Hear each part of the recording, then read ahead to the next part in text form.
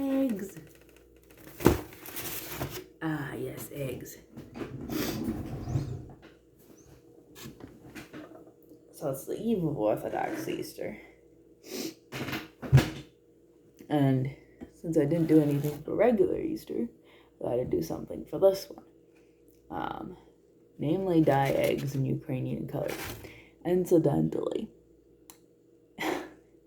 Lent was a fine time to attack Ukraine, all being to make the most gorgeous Easter eggs in the entire world. But anyway, this one, it's totally worn off. I tried to draw some wheat on it, but here's my yellow egg with wheat on it someplace.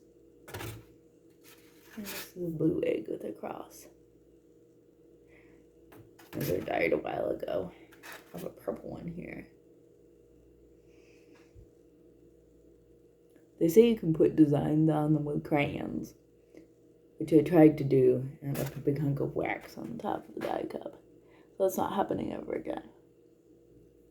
So yeah, back to the war. I don't even know how it's going. I understand that no one's winning, but that's not uncommon in wars. So, yeah, obviously,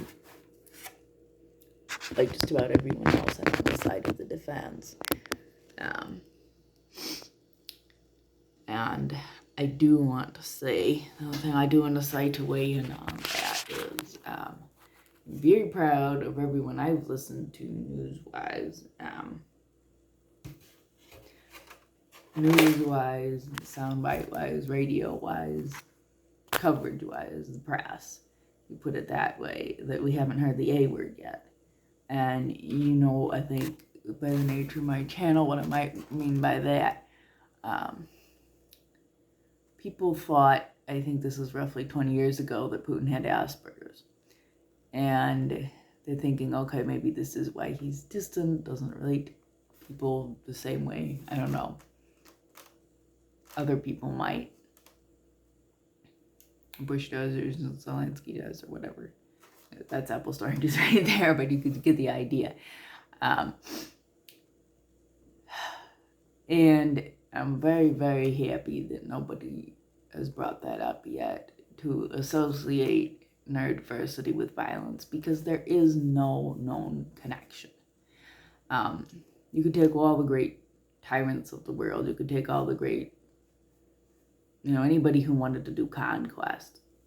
Because this is an empire building thing. You could take all the empire builders of the world.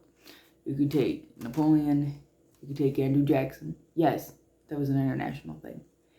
Because, the tribes who lived here that he moved out, or here in west of here that he moved out,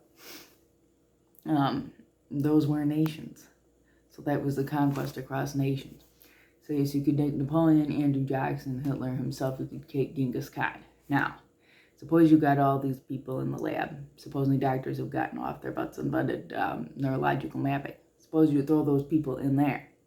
They would all come out with different weak neurological connections and different strong neurological connections. I don't know exactly what those would be, because doctors haven't got off their butts and invented neurological mapping, and we haven't exactly had, world conquest happening every other day for them to test such people.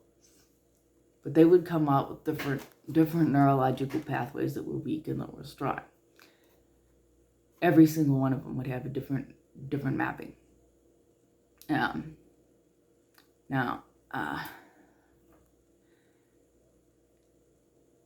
Then that brings up, are there neurological connections for ethics, for violence? Is conquest in itself determined by some neurological pathway? I wouldn't think so. I would hazard to guess that most of these people were probably sociopaths of some kind, or just really, really deluded. And certainly most of the people who followed them were very deluded. So it's hard to tell. And I just hope we can keep the discussion this way and see it, as a more old-fashioned political thing that's happening, because it really is. If there's anything more to it, I don't know. Maybe we won't know for a while yet. All right, well, that's it. Everybody else with the camera out there, keep making me proud. You can do it.